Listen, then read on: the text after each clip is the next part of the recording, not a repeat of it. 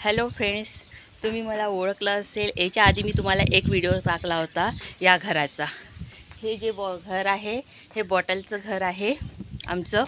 आता आमच्या घरात पुष्कळशी अशी मोकळी जागा आहे.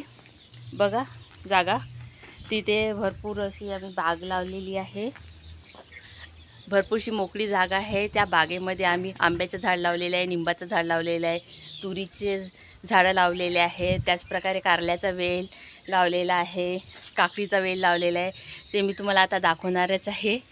बघा, बघूया आमच्या बागेमध्ये आणि बघूया काकडी कशी लागली आहे. तर तुम्हाला दाखवते. हे पहा, बघा हा काकडीचा वेल आहे, आमच्या बागेमध्ये लागलेला आहे.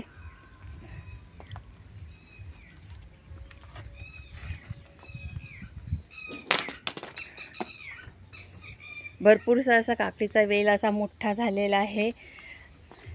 बरं, या काकड्या पण आहे, पण त्या एकदम अशा, बघा ही काकडी आहे, बघा किती मोठी काकडी आहे.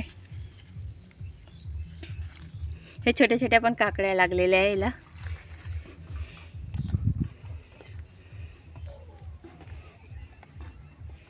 हे बघा,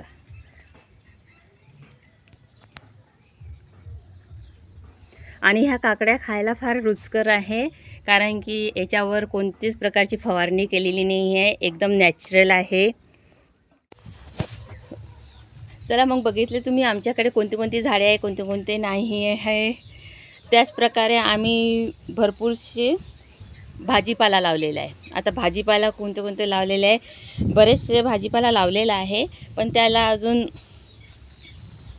भाज्या आलेल्या नाही आहे. आलेल्या आहेत कारल्याचा जो वेल आहे तो आलेला आहे. तुम्हाला कारल्याचा वेल दाखवते. मित्रांनो बघा, मैत्रिणींनो, मित्रांनो, आमच्या इथचा कारल्याचा वेल. हे पहा, छोटे छोटे छान कारले आलेले आहे. हे पहा, हे घरीच लावलेले आहे आम्ही कारले. आमचं काही शेत वगैरे नाही आहे.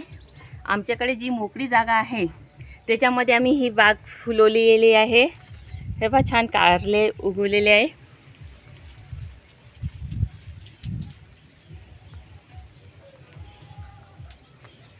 तसेच आम्ही कोथिंबीरसुद्धा लावलेली आहे. हे पहा, कोथिंबीर घरच्या पुरतं का होईना, पण आम्हाला कोथिंबीर होऊन जातं भाजीमध्ये वगैरे टाकायला भरपूर. तसेच मिरचीची झाडं लावलेली आहे, पण त्याला अजून मिरच्या आलेल्या नाही आहे. आल्या की त्याचाही व्हिडिओ मी तुम्हाला दाखवणारच आहे. चला तर फ्रेंड्स, पुन्हा भेटूया. तसेच प्रकारे आम्ही हे अजून तुरीचे झाडं लावलेले आहे, पण तुरीचे झाडं अजून छोटे छोटे आहे, लहान लहान आहे. तर त्यामुळं कसं त्यांना वाळायला, मोठे व्हायला अजून वेळ आहे. जोपर्यंत मोठे होत नाही तोपर्यंत तुम्ही सध्या बाकीचे झाडं बघा, आणि मोठे झाले की तुरीचे आम्ही तुम्हाला ते सुद्धा दाखवणारच आहे. हे आंब्याचं झाड लावलेलं आहे. इथे बाजूलाच निंबाचं झाड आहे.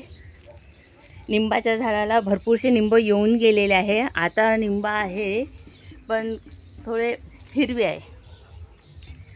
बघू शकता तुम्ही, तेव्हा छान निंब लागलेले आहे.